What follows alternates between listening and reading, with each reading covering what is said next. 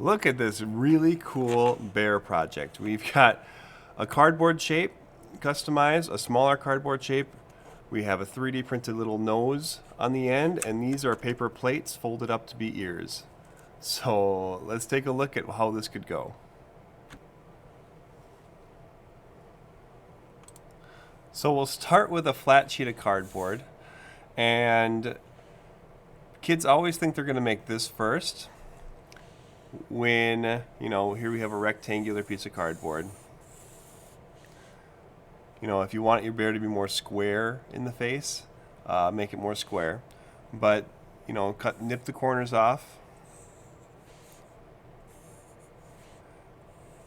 And what we're going to end up with is a V cutting here and a V cutting here on all the sides.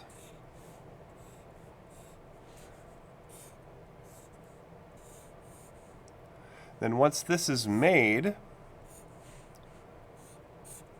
what we do is we'll cut this out, and I'll show you what ends up happening. Once this is cut out, I'm going to take and start folding all of the edges up. And maybe you can already see what happened. It gets much smaller than you thought it was going to be when you first started. So these edges, if we're going to hot glue them or whatever, the first step would be to take some masking tape and tape the insides kind of together.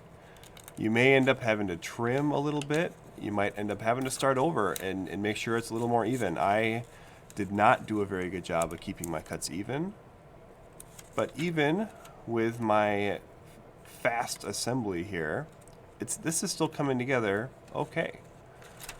Now this is turning out to be smaller than I thought it would be, which is okay because we need a smaller nose anyway.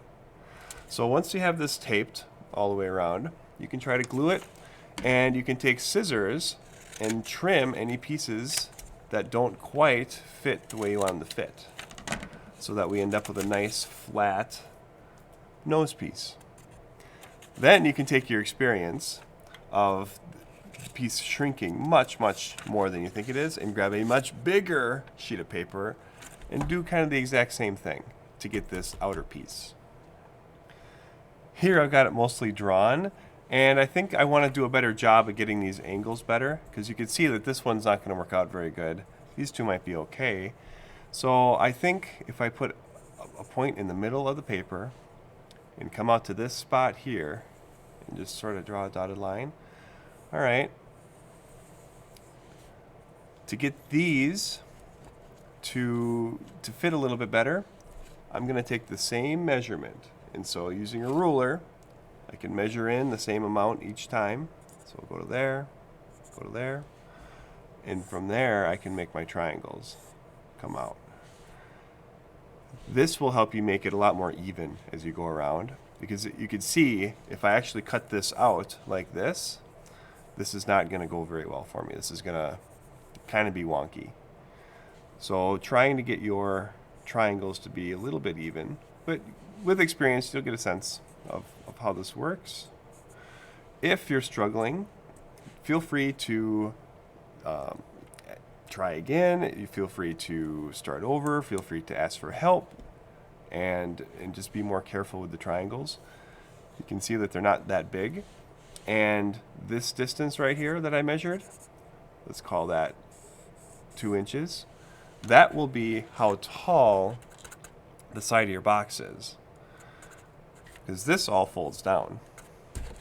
So all of this will be side of the head. Up here will be side or top of the head.